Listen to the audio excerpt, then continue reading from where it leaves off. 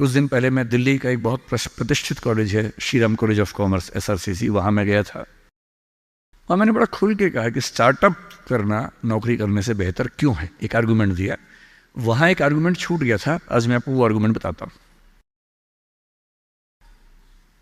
जब हम नौकरी करते हैं, मैंने उसी व्यक्ति को कहा कि जैसे आपने नौकरी की है, 30 साल हो गए, आपके पास 3-4 साल बचे होंगे। उसने कहा सर 3 साल बचे हैं, फिर मैं रिटायर हो जाऊंगा।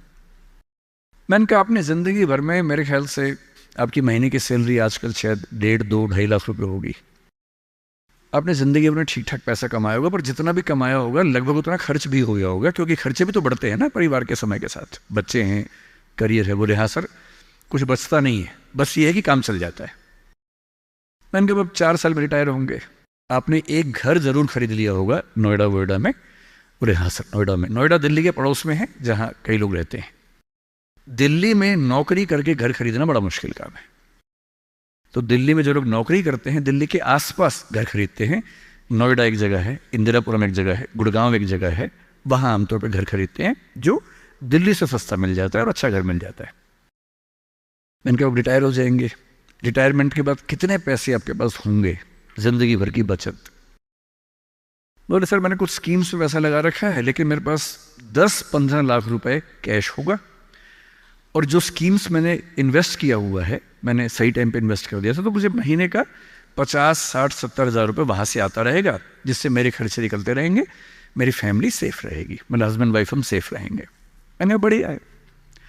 मैंने कहा सिनेरियो नंबर 2 सोच के देखिए ज़रा। फिर मैंने ये भी पूछा आपके बच्चे करते क्या हैं? तो उन्होंने कहा कि सर मेरा एक बच्चा तो सॉफ्टवेयर की दुनिया में है, एक बच्चा मेरा मीडिया में ही, जर्नलिज्म में ही काम करना चाहता है, वो अभी पढ़ रहा है, जल्दी ही नौकरी शुरू कर देगा। मैंने कहा जब वो नौकरी शुरू करेगा उसकी सैलरी क्या होगी? बोले सर शुरुआत तो 30-35 हज़ार से होनी चाहिए, धीरे धीरे फिर परफॉर्मेंस के हिसाब से सैलरी बढ़ जाएगी उसकी। मैंने कहा चलिए अब चैनल चेंज कर लेते हैं।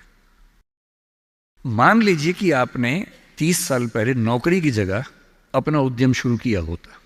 लेट अस एज्यूम, मैं जानता हूं कि अपना उद्यम करने में खतरा ज्यादा होता है, बहुत ज्यादा होता है। 1000 में एक उद्यम बेहद सफल होता है, जिसको आप देखते हैं अखबारों में, स्टार्टअप, और वो क्या बोलते हैं, यूनिकॉर्न। यूनिकॉर्न का मतलब एक सींग वाला घोड़ा, ऐसा घोड़ा जिसका एक सींग हो। एक माइथोलॉजी है यूरोप की, उसमें यूनिकॉर्न का जिक्र आता है। वो तो 1000 में एक होता है यूनिकॉर्न। बाकी लेकिन ये है कि आप रीजनेबल सक्सेस तो आप ला सकते हैं थोड़ी सी मेहनत करके।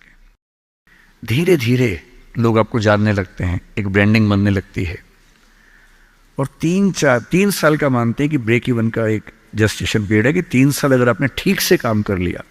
एक ये फॉर्मूला आप भी समझ लें, दुनिया में कोई भी काम हो, कितना भी मुश्किल हो, अगर आपने 3 साल उस पर ठीक से खर्च कर दिए तो मान के चलिए कि उसमें आपको सक्सेस मिलनी तय हो जाएगी। 3 साल का गोल्डन रूल है। तो मैंने उस व्यक्ति से कहा कि अगर आपने 3 साल स्ट्रगल कर ली होती, अपना काम शुरू किया होता, लेट अस एज्यूम, और सफल हो जाते।